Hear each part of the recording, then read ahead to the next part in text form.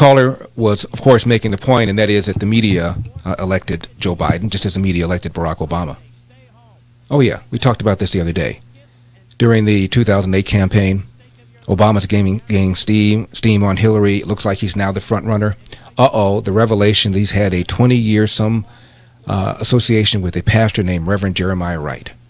And then the videos come out, and Jeremiah Wright's thundering away at the United States KKK and blaming us for 9/11, all sorts of anti-Semitic things he said about Jews. And Obama was in deep, deep, deep voodoo. And of course, only Fox was really carrying it. The others were trying to ignore it, but they couldn't ignore it once the videos came out. And there's something called Journalist. Journalist, Journolist.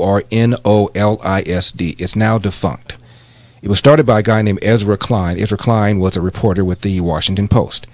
And it was basically just an organization, a loose organization of left-wing reporters that's redundant, 300 or 400 of them. They all had each other's email addresses. And it's called a listserv. You send out something to all the people on this tree. So they were just kind of homies. And when this thing broke, there was all sorts of back and forth about what the hell to do about this. You have reporters literally writing to each other saying, what are we going to do to spike this story? One of them even said this, I got an idea. Let's change the subject. Let's accuse a conservative of racist. Make it Karl Rove. Make it Fred Barnes. It doesn't really matter, this guy said. Let's just accuse him of being a racist, and that will change the subject. And the point is, these were reporters literally mapping out ways they could suppress a story so the candidate they like will end up winning. Joan Walsh. Joan Walsh is a editor of Salon. It is a left-wing publication. And she said in 2008, I was there. I was watching. Journalists, including big-name journalists, she said, and maybe someday I'll write about this, but I don't think she ever did. Big-name journalists, they were mouthing the words of Barack Obama's speeches. They were literally mouthing the words. She said it was extraordinary. And maybe I understand the enthusiasm, but it even bothered her. There's a guy named Van Gordon Sauter, S-A-U-T-E-R. He was the head of CBS News for years. Managing editor, head of the news. Wrote an op-ed piece in the Wall Street Journal a few months ago. He said, this news has gotten crazy. I mean, honestly, they're not even hiding their biases anymore. In fact, there's a financial business model, and the financial business model is to cater to left-wing people and to give left-wing people the news from a left-wing perspective. He said that is a successful business model, financial business model, and there's no reason for them to change from that. So don't expect them to change. All you can expect them is to be honest about it.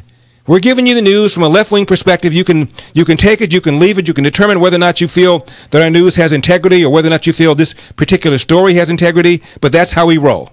And this is the former head of CBS News saying the only way to salvage news is for people to be honest about their biases. Now, this Hunter Biden story comes out, New York Post, and Project Veritas has the CEO of CNN, Jeff Zucker, speaking with David Chalian.